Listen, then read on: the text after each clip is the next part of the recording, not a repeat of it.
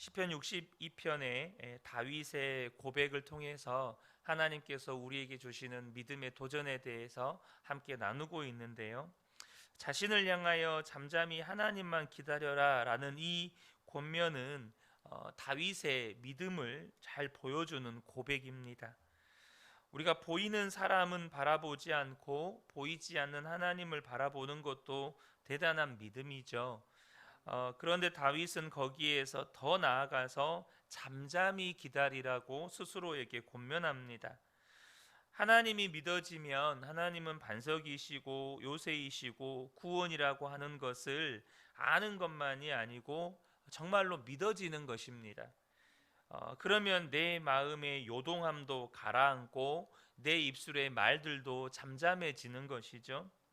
우리가 복음을 알고 예수님이 내 마음에 들어와 계신 것을 알아도 가정생활, 직장생활, 학교생활, 또 우리가 부딪히는 삶의 문제들을 풀어낼 능력이 없습니다. 여러분, 복음은 믿어지기 시작해야 우리의 삶의 능력이 되는 것입니다. 아는 것은 능력이 되지 못합니다. 그래서 그 복음이 믿어지는 사람이 존재하는 것만으로도 하나님의 영광을 드러내게 되는 것이죠.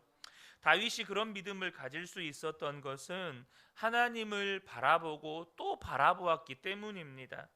우리의 문제는 급하고 어려운 일이 있을 때만 하나님을 찾는 것입니다.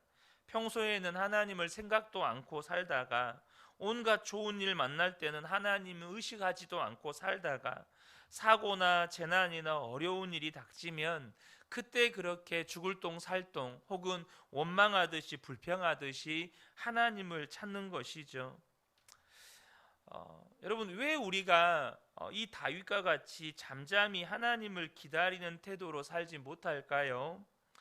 바로 계속해서 하나님을 바라보는 삶이 부족하기 때문입니다. 우리가 하나님을 바라보는 삶은 너무나도 들쭉날쭉이에요. 우리가 예수 동행일기를 써보면 그 하루 중에도 하나님을 생각한 때가 언제였나를 돌아보면 하나님을 생각했던 때가 기억조차 나지 않을 때가 너무너무 많습니다. 이 들쭉날쭉도 정말로 너무너무 띄엄띄엄 들쭉날쭉이다 보니까 내가 하나님을 생각했나? 라는 그 기억조차 없을 때가 많아요.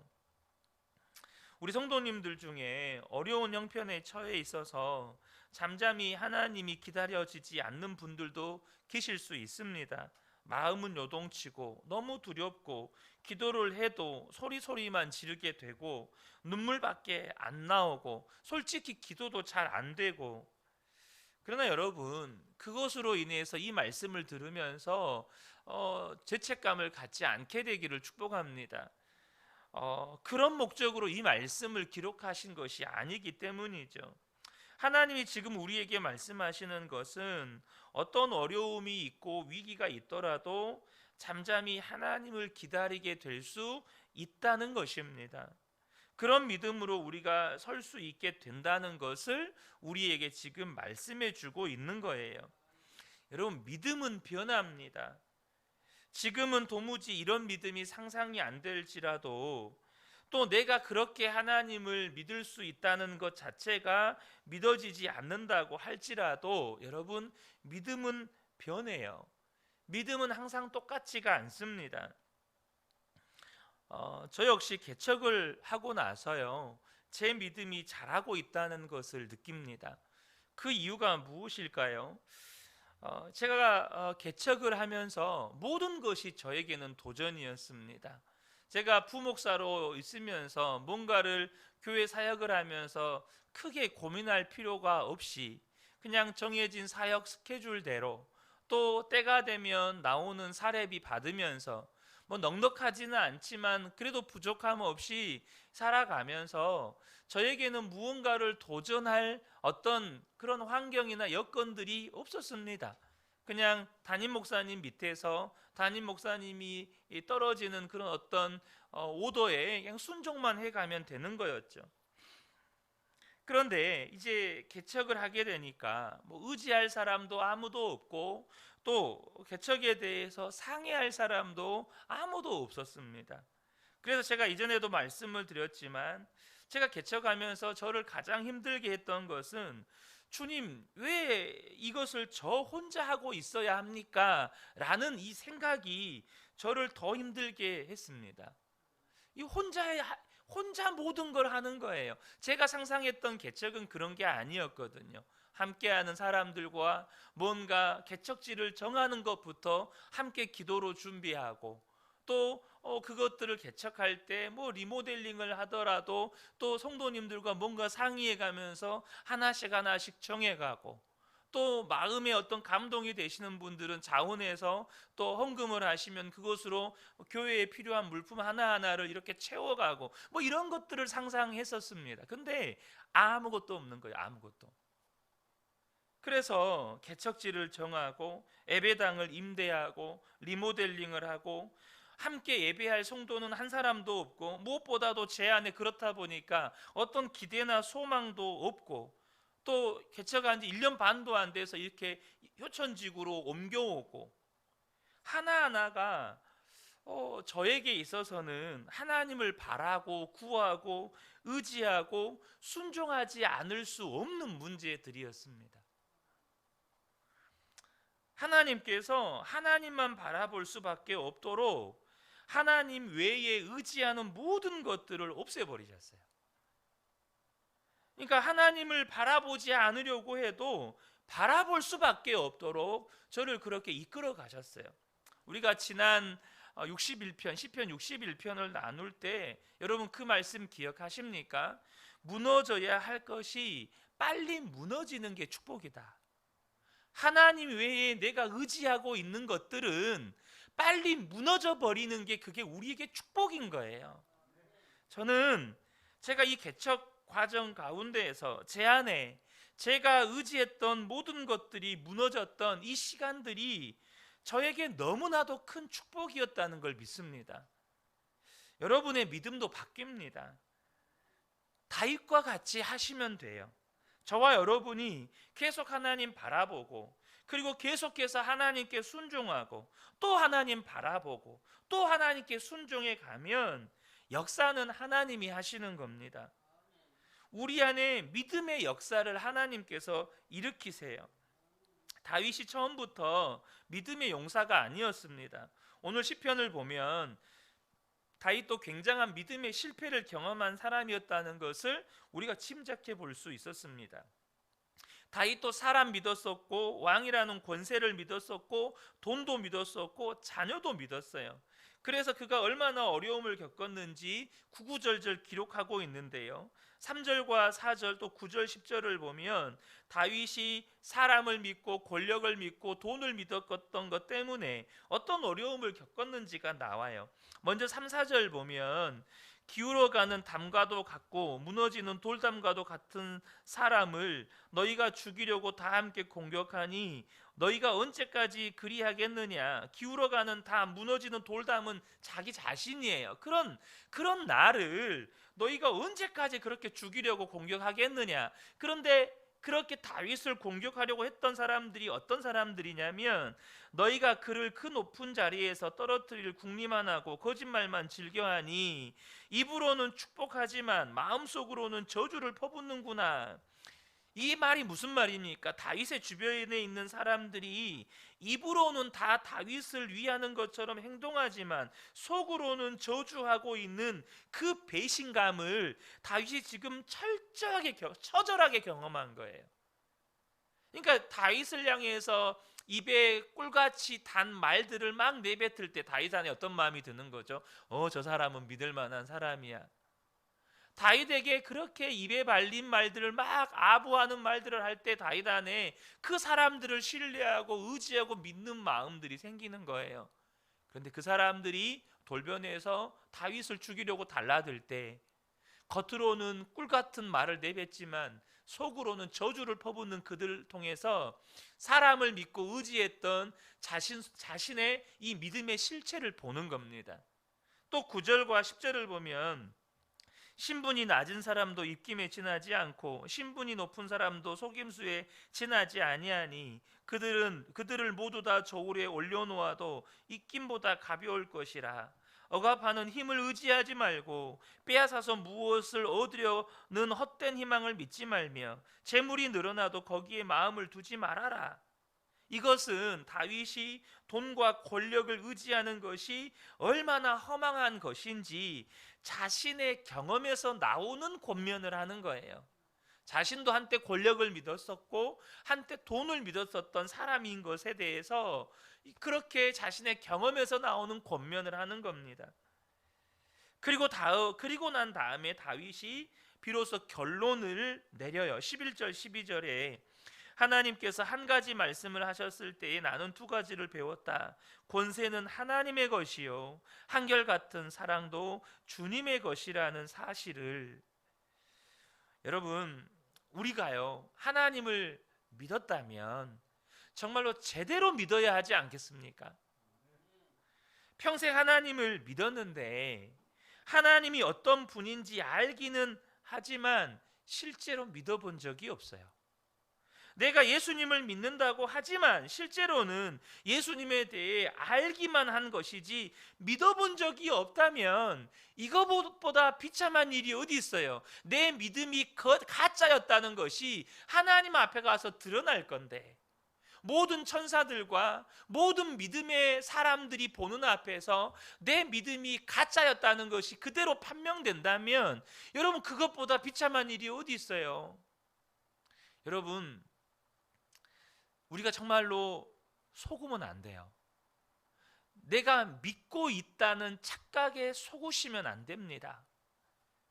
여러분, 사도 바울이 이야기합니다.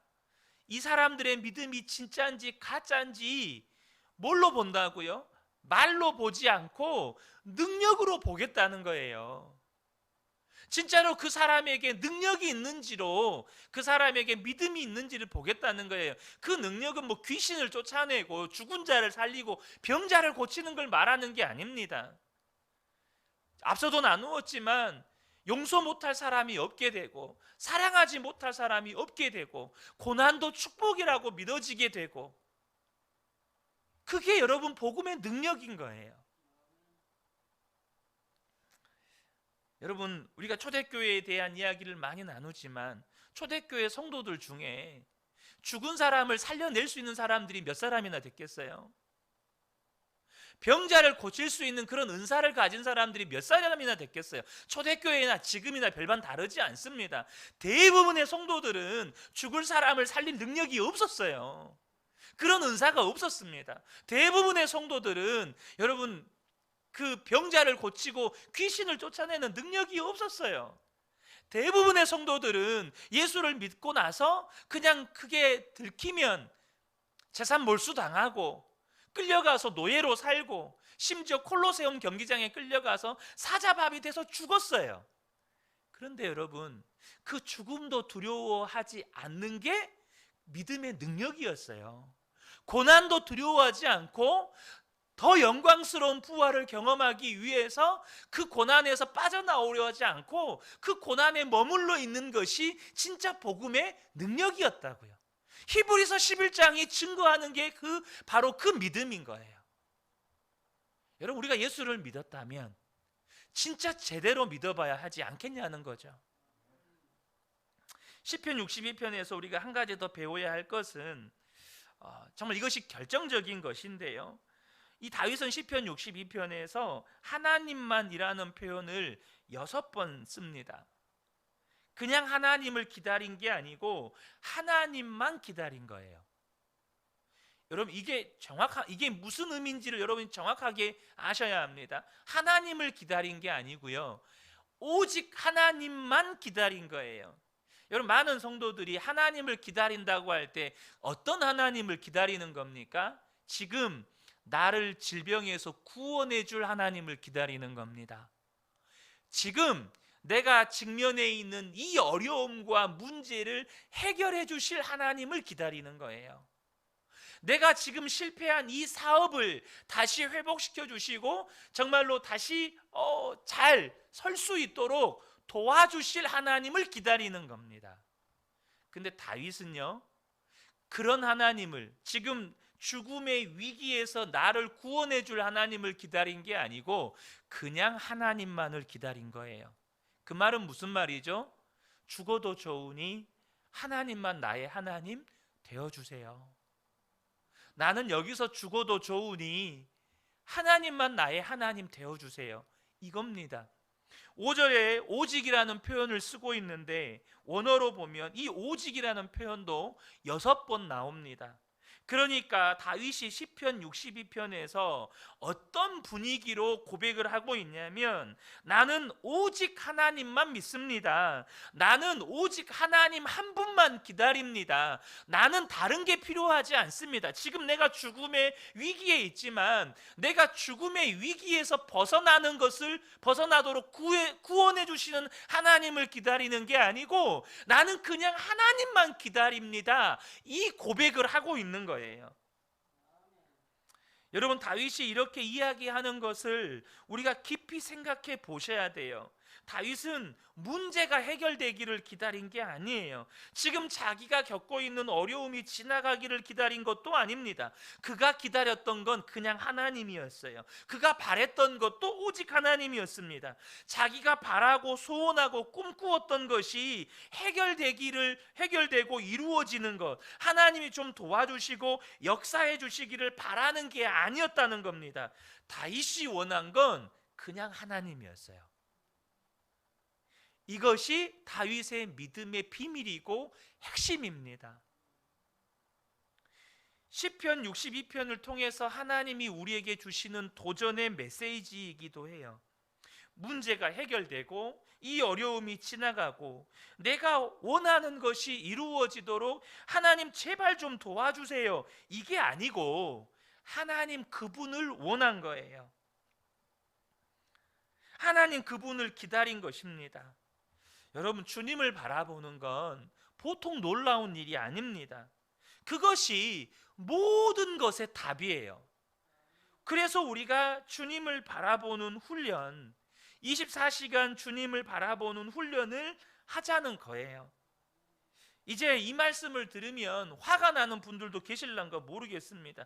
도대체 언제까지 예수님만 바라봐야 합니까? 목사님, 지금 제 형편은 그렇게 한가한 형편이 아닙니다. 지금 당장 죽게 생겼는데 그렇게 예수님만 바라보라는 그 한가한 소리를 들을 시간도 없습니다. 어느 목사님이 딱 그런 형편에 처해 계셨대요. 교회가 너무너무 어려워서 오늘이나 내일까지 교회가 버틸 수 있을까, 그런 상황이었대요. 그래서 이 사람 저 사람 만나가면서 어쨌든 이 교회의 문제를 해결하려고 동분서주하며 뛰어다니셨대요. 그러다가 지역 목회자 기도 모임에 참여를 하게 되었는데, 그런데 하필 설교하시는 목사님의 설교 주제가 예수님만 바라보라는 것이었대요. 하나도 은혜 안 되고 오히려 반발심만 생기더래요. 여러분, 목사도 이렇습니다. 목사도요, 문제 앞에 그냥 부딪혀서 정말 사방이 막혀버린 상황에 처하면 때로는 목사도요, 주님 바라보라는 설교에 화가 날 때 있어요. 기도하는데 마음은 더 시험 들더라는 거예요. 기도하는데 은혜가 돼야 되는데 기도하는데 마음에 더 시험이 들더라는 거예요. 그런데 그때 하나님께서 환상처럼 하나 생각나게 하신 것이 있었대요. 큰 딸아이가 어렸을 때 딸아이 손을 잡고 시장에를 갔는데 그만 시장에서 딸아이를 놓쳐버린 거예요. 잃어버렸어요. 그러니까 나중에 따라온 줄 알고 있었는데 딸아이가 없는 거예요. 그래서 딸아이의 이름을 부르면서 여기저기를 뛰어다니면서 딸아이를 찾았는데 딸아이가 없는 거예요. 날은 점점 어두워서 이제 밤이 되고 이제는 진짜로 딸아이를 잃어버렸다고 생각하고 있었는데, 그런데 그때 시장 한참 먼 곳에서 딸이 울면서 지나가는 것을 아는 사람이 발견을 한 거예요.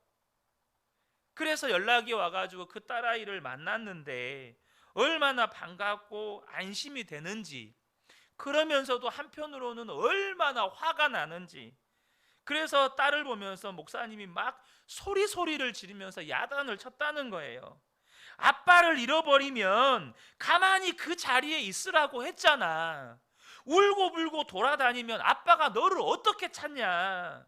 너 정말 잃어버릴 뻔했잖아. 그러면서 아이한테 소리를 지르면서 야단을 친 거예요.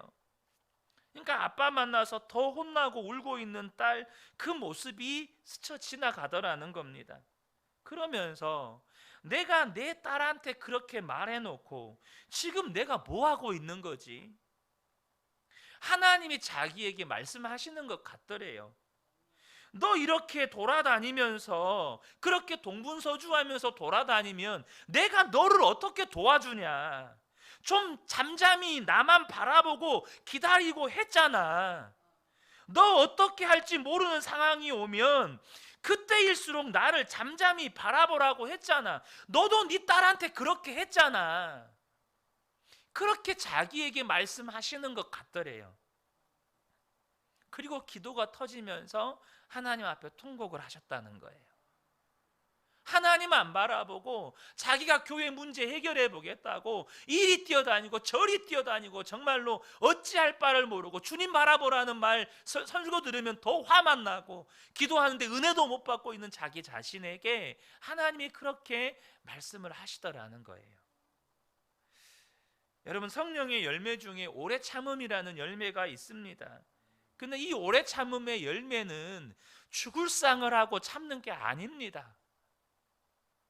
오래 참는다는 건 하나님 앞에 고래고래 소리 지르면서 나 죽겠다고 소리 지르면서 참는 게 아니에요. 여러분, 그렇게 참으면 절대 오래 참아지지도 않아요. 절대 오래 참아지지가 않습니다. 여러분, 성령의 오래 참음은 성령의 열매예요. 무슨 말입니까? 성령님이 내 안에 계심으로 인하여서 맺어지는 열매입니다. 근데 성령님이 내 안에 계시는 걸 안다고 맺어지는 열매입니까? 그게 아니에요. 내 안에 성령님이 계시다는 것을 알고 내 안에 예수님이 계시다는 것을 진짜로 믿고 그 주님을 바라보면서 그 주님과 동행할 때 내 안에 기쁨이 있고 내 안에 평강이 있고 그렇게 기쁨과 평강 가운데 자연스럽게 맺어지는 게 오래 참음의 열매예요. 여러분은 어떻게 참으십니까? 정말로 쓸개즙을 입에 씹는 것 같은 그런 고통 속에서 참는 건 참는 게 아니에요.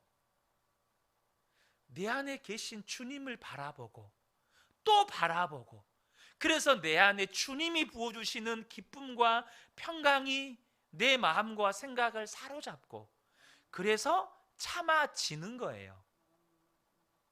그냥 참아지는 거예요. 기쁨과 평강 가운데 참아지는 겁니다. 그렇게 잠잠히 주님을 바라보는 거예요. 주님이 내 어려움을 해결해 주실 때까지 오래 참는 게 아니라 그냥 주님을 구하면서 기다리는 겁니다. 사랑하는 성도 여러분, 저와 여러분이 이 다윗의 믿음의 소유자들 되시기를 축복합니다. 다윗도 처음부터 믿음의 사람 아니었습니다. 다윗도 믿음이 없을 때가 있었어요. 하지만 다윗의 믿음이 자랐던 것처럼 다윗이 주님을 바라보고 또 바라보고 자기 자신을 향해서 내 영혼아 너는 오직 잠잠히 하나님만 기다려라 또 선포하고 또 선포했을 때 다윗 안에 하나님이 그 믿음을 부어주시고 기쁨과 평강도 부어주시고 그래서 주님만을 구하고 주님의 영광을 나타내는 다윗과 같은 그 은혜가 저와 여러분에게도 충만하게 부어지기를 예수님의 이름으로 축복합니다. 아멘.